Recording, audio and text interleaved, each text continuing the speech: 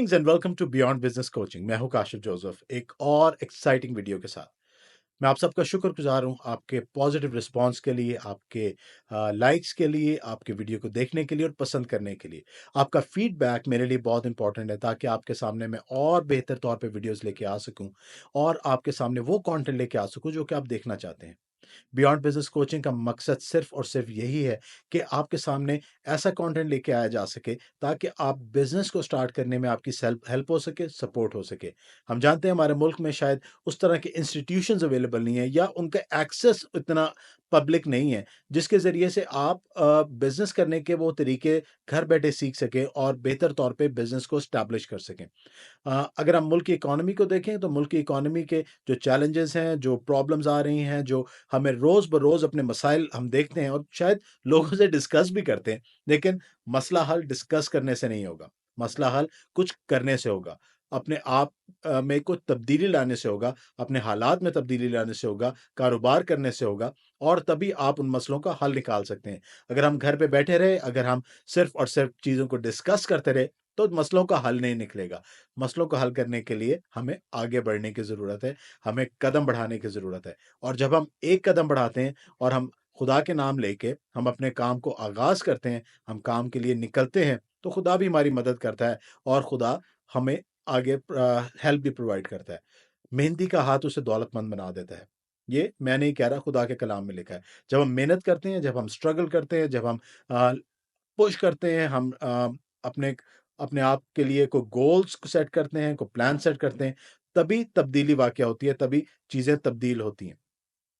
मैं आपको एनकरेज करना चाहूँगा कि हम उस तब्दीली के लिए और ज़्यादा मेहनत करें और मेरे साथ मिलकर इस मिशन में जो कि हमने मिलकर शुरू किया है कि बिज़नेसेस को एस्टैब्लिश किया जा सके। आज की हमारी वीडियो का टॉपिक है फाइंडिंग योर व्हाई। हम बिज़नेस क्यों शुरू करना चाहते हैं? हमारा रीज़न क्या है कारोबार शुरू करने का? हम कारोबार शुरू करने का हमारा मकसद क्या है? क्या हमारा मकसद सिर्फ़ और सिर्फ़ अपने लिए पैसा कमाना है? क्या हमारा मकसद ये है कि सिर्फ़ हम अपनी ही ज़ात को फ़ायदा पहुँचाएँ, हम उस कारोबार करने से हम अमीर हो जाएँ, हम बेहतर सोसाइटी में नज़र आएँ, इसमें कोई बुराई नहीं है। लेकिन क्या हमारा जो मकसद है वो सेल्फ सेंटर्ड है, जो मेरी ज़ात के मुताबिक ही है या उससे हम दूसरों को भी फ़ायदा पहुँचाना चाहते हैं? क्या जो प्रॉब्लम हम सोसाइटी में देखते हैं सिर्फ़ वो मेरी ज़ात के हद तक ही है और उसका सॉल्यूशन मैं अपने लिए चाहता हूँ या फिर मैं चाहता हूँ कि दूसरों के लिए भी उस सॉल्यूशन को प्रोवाइड किया जा सके, लोग उससे फ़ायदा उठा सकें।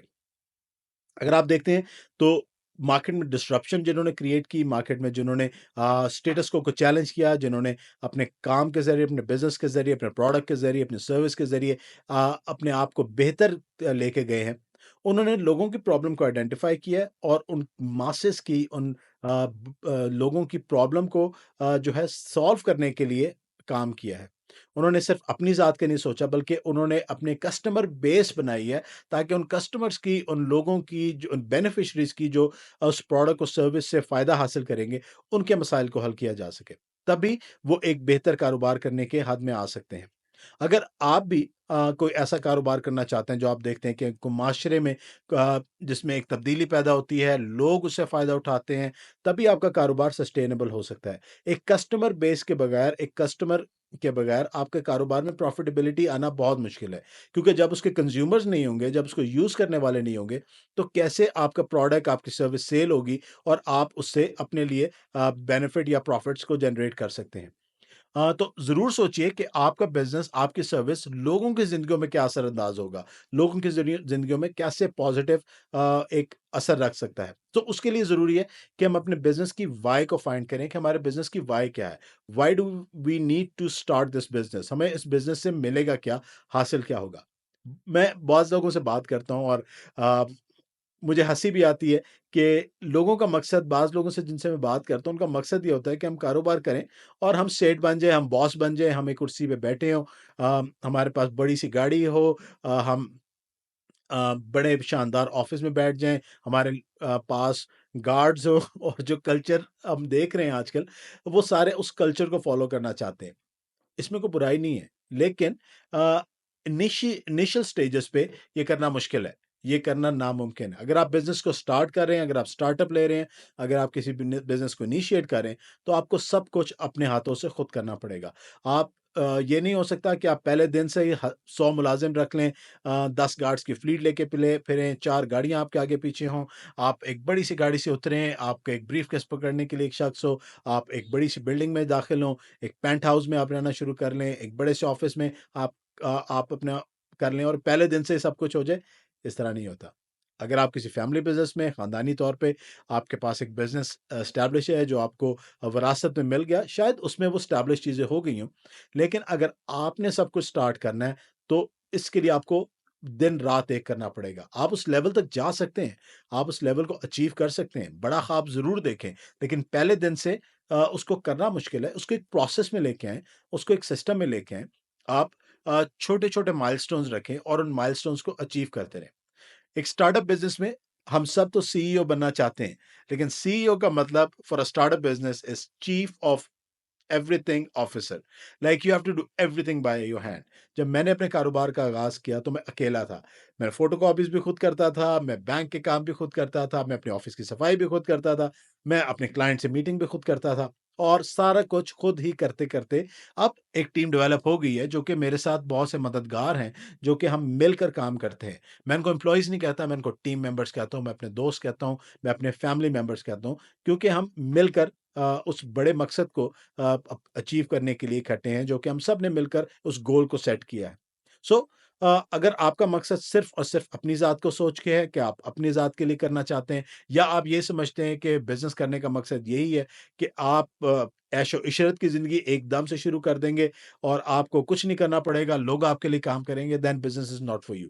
आई थिंक आप नौकरी कर लें, नौकरी में भी बड़े-बड़े तरक्की कर सकते हैं, आप नौकरी करके भी सीईओ लग सकते हैं और किसी की मुलाज़मत कर सकते हैं। लेकिन बिज़नेस करने के लिए आपको बहुत मेहनत करनी पड़ेगी, आपको सब कुछ खुद अपने हाथ से करना पड़ेगा, आपको चीज़ें क्रिएट करनी पड़ेंगी, अपॉर्च्युनिटीज़ क्रिएट करनी पड़ेंगी, आपको दिन-रात एक करना पड़ेगा। बिज़नेस को एस्टैब्लिश करना एक बच्चे को पालने के बराबर है। क्या जिस तरह से एक बच्चा छोटा होता है, जब उसकी पैदाइश होती है, तो वो रात को उठता है, माँ-बाप को उसको भूख लगती है, वो रोता है और माँ-बाप की नींद भी डिस्टर्ब होती है, अगर उसने डायपर चेंज करना है तो माँ-बाप उठ के उसका डायपर भी चेंज करते हैं, ताकि उस बच्चे को कंफर्टेबल किया जा सके और उसको पाला जा सके, उसको बड़ा किया जा सके। एक बिज़नेस को भी इनिशियल लेवल पे इसी तरह से बढ़ाना पड़ता है, कि उसको आपने नरिश करना है, दिन-रात एक करना है। आपकी नींदें खराब हो सकती हैं, आपका फैमिली टाइम जो है उसमें कुर्बान होता है, आपकी फैमिली कुर्बान होती है, आपके बच्चों का टाइम उसमें कुर्बान होता है। लेकिन at the end of the day जब उसका फ्रूट मिलता है, तो वो सब लोग, ना सिर्फ़ आपकी फैमिली, बल्कि और बहुत सी फैमिलीज़ उससे फ़ायदेमंद होती हैं। अगर आप देखें तो मार्केट में जिन्होंने डिस्ट्रप्शन क्रिएट की, जैसे राइड हेलिंग एप्स हैं, तो उस वक्त पब्लिक ट्रांसपोर्ट का एक मसला था और एक कॉमन इश्यू जो कि एक कॉमन पर्सन को फील होता था कि पब्लिक ट्रांसपोर्ट आसानी से नहीं मिलती, पब्लिक ट्रांसपोर्ट के लिए घंटों वेट करना पड़ता है और उसके अलावा जो प्राइवेट टैक्सीज थी वो बहुत या तो महंगी थी या फिर वो मनमाने रेट्स लगाती थी। लेकिन राइड हेलिंग हेलिंग ऐप से फ़ायदा हुआ कि आप अपने घर बैठे हुए अपने फ़ोन से क्या आपको बुला लेते हैं, अपनी मर्ज़ी का रेट लगाते हैं, अच्छी से अच्छी गाड़ी में बैठते हैं और कॉम्पिटिशन होने के बायस उनकी सर्विसेज़ भी इम्प्रूव हुई हैं। सो जब आप बिज़नेस में डिसरप्शन लेके आते हैं, मार्केट में डिसरप्शन लेके आते हैं, जिससे लोगों की ज़िंदगियाँ बेहतर होती हैं, तो ऑटोमैटिकली आपका कस्टमर बेस इंक्रीज़ होनी शुरू होती है और लोग आपको आपके बिज़नेस से, आपके कारोबार से, आपके उस आइडिया से फ़ायदा उठाना शुरू करते हैं। तो जब भी आप अपने बिज़नेस को प्लान करें तो ज़रूर इस चीज़ को मद्देनज़र रखें कि ये किन-किन लोगों की ज़िंदगियों को तब्दील कर सकता है। इसका रीज़न क्या है? इसका व्हाय क्या है?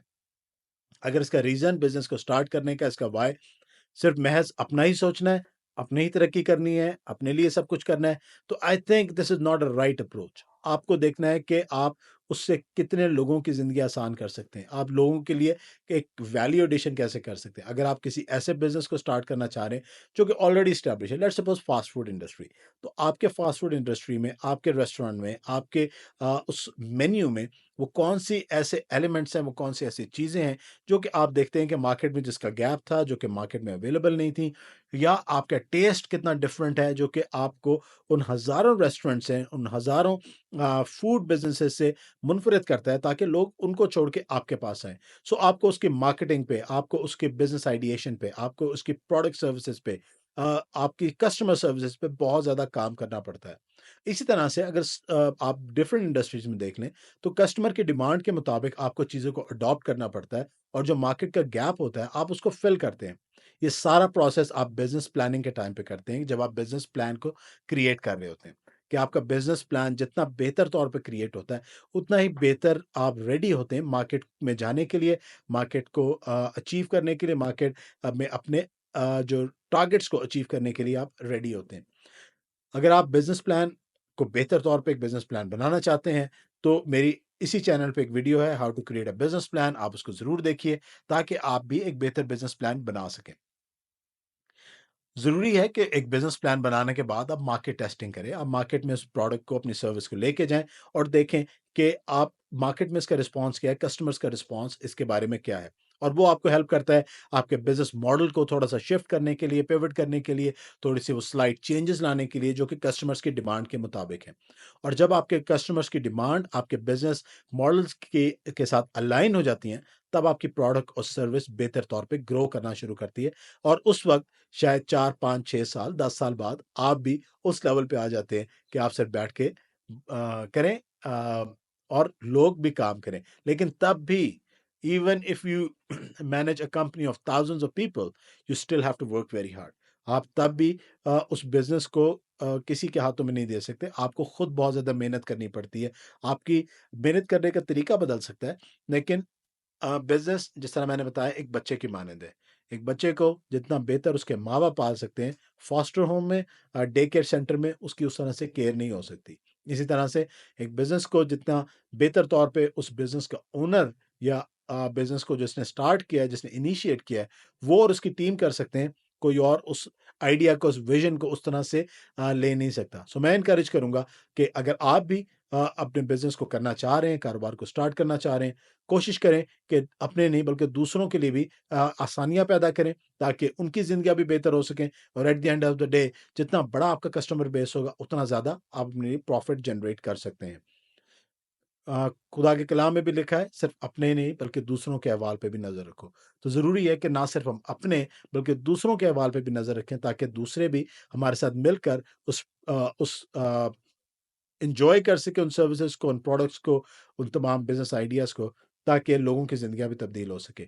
अगर आपको ये वीडियो पसंद आई है तो ज़रूर इसको लाइक कीजिए, चैनल को सब्सक्राइब करें, ताकि मैं आपके सामने और बेहतर तौर पे ऐसा कंटेंट लेके आ सकूँ, जो कि आपके लिए आसानियाँ पैदा कर सके और जो हमारा मिशन है कि हमने इस कौम को अपने पैरों पर खड़ा होते देखना है, हमने बिज़नेसेस को एस्टेब्लिश करना है, लोगों के लिए रोज़गार की अपॉर्च्युनिटीज़ निकालनी है, इकोनॉमिक स्टेबिलिटी को लेके आना है, वो सब कुछ को हम मिलकर पूरा कर सकें। See you in the next video. God bless you. Have a good day.